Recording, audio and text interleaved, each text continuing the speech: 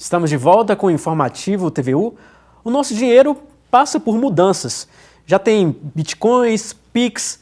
E aí, para falar sobre esse assunto, eu converso agora com o economista Benito Salomão, que há um bom tempo, não aparecia por aqui no nosso jornal, mas está de volta. Boa noite, Benito. Boa noite, Júnior Caritel. Boa noite a todos que nos assistem. Sempre uma satisfação retornar a esses estúdios. A gente agradece. Bom, estamos falando de transformação do dinheiro. Como eu disse, falamos do dinheiro em espécie, agora temos o famoso Pix, né? Como que aconteceu essa transformação, Benito? Na verdade, o dinheiro não se transformou, né? O dinheiro sempre vai ser dinheiro. O que muda ao longo dos séculos, né, é a tecnologia. É verdade. Né? Então, a moeda ela já foi mercadoria, né? Um exemplo de moeda mercadoria que todos vocês conhecem é o ouro, a prata. Né? No período das grandes navegações, do mercantilismo, o dinheiro já foi mercadoria. Uhum. Né? Com a consolidação dos estados nacionais e a necessidade de se unificar unidades de conta, você avança da moeda mercadoria para a chamada moeda fiduciária, que é aquela moeda cujo lastro não está numa determinada quantidade ou no determinado peso de uma mercadoria, como eram as moedas do passado, mas o peso está o valor da moeda é dado pelo caráter institucional que a envolve. Né? Os estados nacionais, com as suas autoridades monetárias, eles garantem uma capacidade, uma propriedade das moedas que é a liquidez. Né? E essa liquidez ela é uma propriedade utilizada para se liquidar contratos. Uhum. Então, uma economia moderna, uma economia capitalista moderna, calcada na formulação de contratos, sejam eles tácitos ou informais ou formais, ela depende de um instrumento universal para a liquidação desses contratos, né, com validade jurídica. Né? Caso uma das partes não cumpra o contrato, a outra parte pode acionar juridicamente, exigindo a liquidação em moeda. Então, hoje nós temos o avanço da tecnologia, com o avanço aí das telecomunicações, a revolução digital, a quarta revolução industrial, que tornaram ali as necessidades de transações muito mais rápidas, e o volume de recursos empregado nessas transações também muito maior, você tem um avanço para a chamada moeda digital, né, que é uma nova forma de moeda fiduciária, também é uma forma de moeda fiduciária, mas dessa vez sem a emissão física de papel moeda, né, e sim através da emissão eletrônica. Por emissão eletrônica, o que nós entendemos? São compensações realizadas pelo sistema bancário. Né? Então, o Pix nada mais é do que um débito numa conta bancária que é creditado em outra. Uma transação bancária. Uhum. Né? Isso só é permitido por quê? Porque você tem um sistema financeiro estruturado, supervisionado pelo Banco Central, mas com capilaridade dados aos grandes bancos nacionais brasileiros, e a revolução tecnológica já citada em curso, que permite a conexão entre diferentes redes bancárias e diferentes contas para que essas transações ocorram na economia. E qual foi o impacto disso? Do Pix, do dinheiro em espécie para o Pix? Olha, o Pix ele é uma forma mais barata de se realizar transações, mas nós já tínhamos moeda eletrônica antes. Aliás, o DOC, né, que era um exemplo disso, acabou de sair de operação. Né? Uhum. Hoje nós temos as TEDs. Qual que é a grande vantagem do Pix em relação às demais formas de moeda eletrônica? O Pix ele é custo zero para praticamente todas, se não toda, a maior parte da população brasileira. Né? Então, você não incorre naqueles custos contratuais, naqueles custos de tarifas que os bancos que acabavam ficando sob a égide dos bancos. Sim. No modelo anterior, quando os bancos ofereciam esse serviço. Então, hoje, sob a supervisão da política pública, o Pix é uma política pública, sob a supervisão do Banco Central, você consegue realizar essas transações eletronicamente sem nenhum tipo de custo para quem está realizando. né? O intermediário ele fica enfraquecido nesse sistema. E recentemente, né, até o presidente do Banco Central deu uma entrevista dizendo que o futuro é o modelo Pix, né?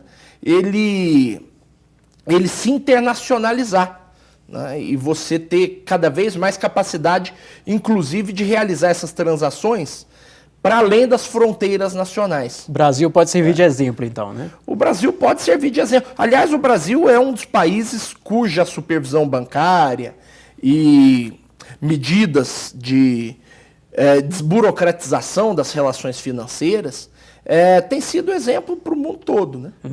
Para o mundo todo. Benito, a nossa equipe de reportagem foi às ruas para saber como que as pessoas estão pagando, né? Fazendo as compras, se é com Pix, se é com dinheiro em espécie. Vamos conferir o que o pessoal falou. Ué, eu pago em nota mesmo. Dinheiro, assim. Eu prefiro pagar via Pix, né?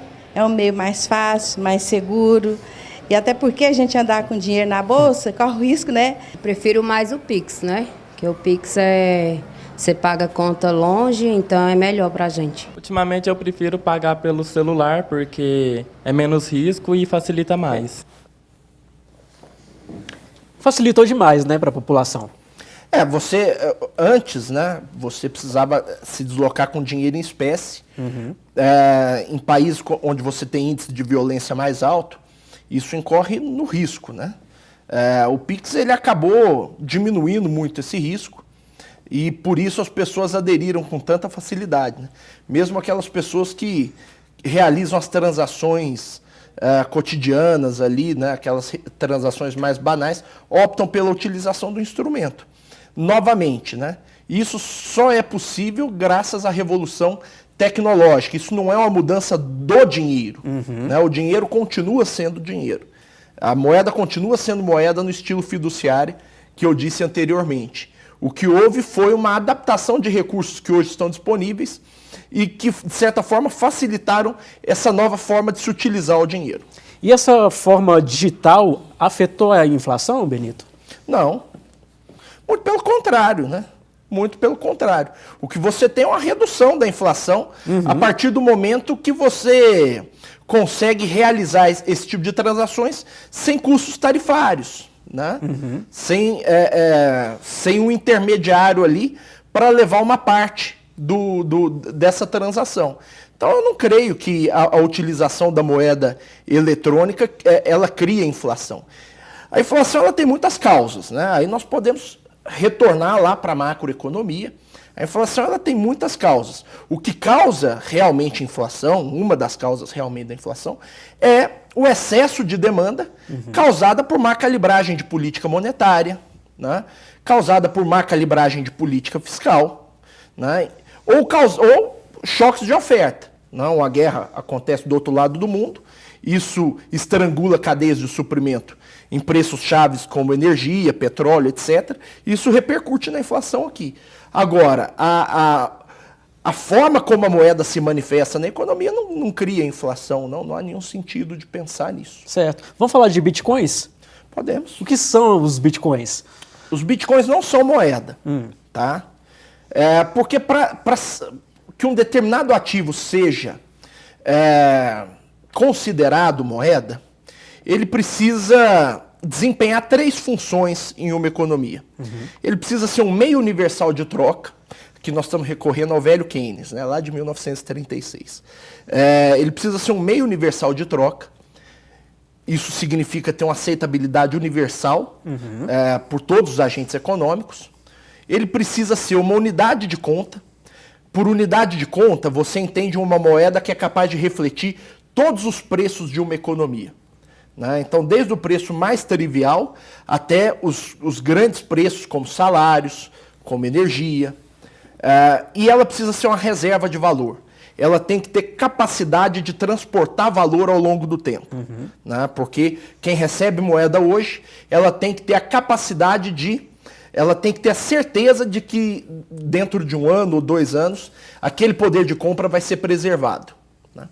Então o Bitcoin ele não é moeda. O Bitcoin ele é um ativo. Né? Ele é um ativo que surge aí também dessa revolução tecnológica, a partir dos blockchains, etc, etc. E em alguns foros de discussão ele é considerado moeda, mas ele não exerce essas 3 funções, não na sua plenitude. Primeiro, quando você estabelece o preço do Bitcoin ele é dado em moeda. Né? Segundo, ele não pode ser uma reserva confiável de valor, porque o seu preço flutua, o seu preço em moeda flutua. Então hoje a cotação é X, amanhã é meio X, depois de amanhã pode ser 2x, então você não tem esse horizonte de previsibilidade. Inclusive o Bitcoin ele é alvo constantemente de movimentos especulativos na sua cotação. E terceiro, ele não é um meio universal de troca porque ele não tem o aparato institucional do Estado por trás. O que torna moeda moeda, né, é a capacidade do Estado se endividar em moeda no padrão monetário que ele próprio emite, e tributar, aceitar recursos do setor privado, cobrar os seus impostos do setor privado através dessa mesma moeda. É seguro? A gente pode dizer que existe uma segurança para isso? As pessoas que têm bitcoins podem ficar tranquilas? Eu acho que podem. Eu não sou um grande especialista em bitcoins, né, nesse tipo de investimento.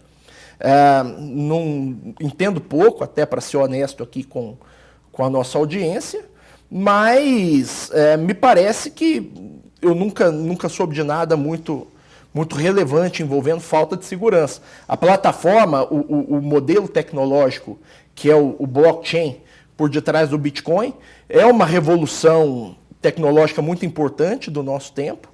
Então, assim, mas é um ativo como outro qualquer, sujeito a flutuações de mercado. E ainda falando em segurança, o Pix também é seguro? Olha, sem dúvida nenhuma que é seguro, né? Nenhum ativo é 100% seguro, né? Nada na economia de mercado é 100% livre de risco. Então, nós vimos recentemente aí que hackers invadiram o sistema de pagamentos do Tesouro, etc, etc. Então, assim, todo sistema ele pode estar sujeito a crime cibernético. Sim. Mas, evidentemente, que tendo a estrutura do Banco Central por detrás, que é uma entidade técnica, que é uma entidade respeitada, que é uma entidade crível, esses riscos eles são minorados.